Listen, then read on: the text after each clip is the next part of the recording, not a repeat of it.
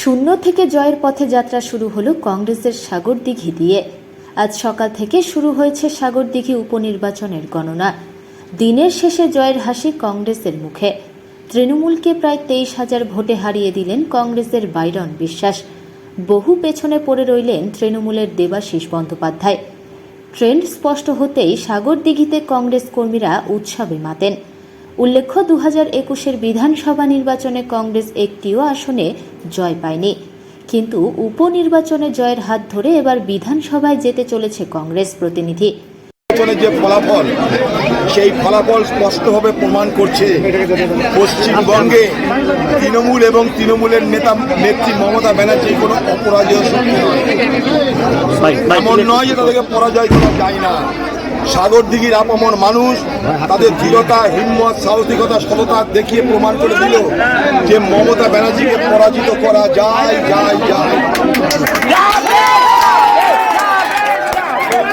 পরাজিত করা যায়। ওদের হাতে পুলিশ, ওদের হাতে মস্তান, ওদের হাতে টাকা, ওদের হাতে সব। আর আমাদের পুঁজি দুয়া আর আশীর্বাদ মানুষের। আজকে এই নির্বাচনে কংগ্রেস বাম ঐক্যবদ্ধ হয়েছিল। তৃণমূলেরও অনেক ভালো কর্মী আছে যারা মনে করেছে যে তৃণমূলকে এই দুর্নীতির অপরাধের শাস্তি দেওয়া দরকার। তারাও কিছু বিজেপিরও কোনো ভোটার হয়তো তারা মনে করেছে হারাতে গেলে কংগ্রেসকে সমর্থন করলে ভালো হয়, কারণ বিজেপির এখানে জেতার ক্ষমতা নাই। তাই তারাও হয়তো কিছু আমাদেরকে ভোট দিয়েছে। আর মানুষের কাছে আমাদের প্রার্থী বাইরন বিশ্বাস মানুষের প্রার্থী হয়ে গেছিল।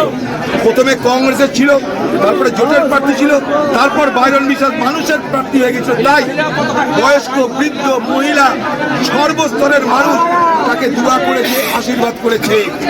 আজকে তাই সাগরদিঘির বুকে ইতিহাস রচনা করেছে এখানকার সাধারণ মানুষ।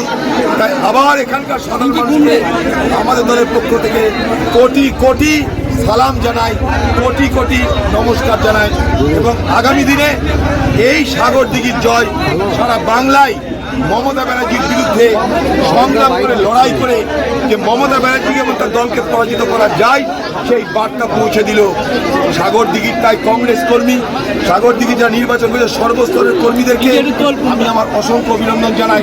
তার সঙ্গে এখানকার মানুষের দুয়া আশীর্বাদের পেয়ে আমরা নিজেকে ধন্য মনে করছি। আবার বলছি, ইয়ে তো সির্ফ এক ঝাঁকি হ্যায়, কবি বহুত কুছ বাকি।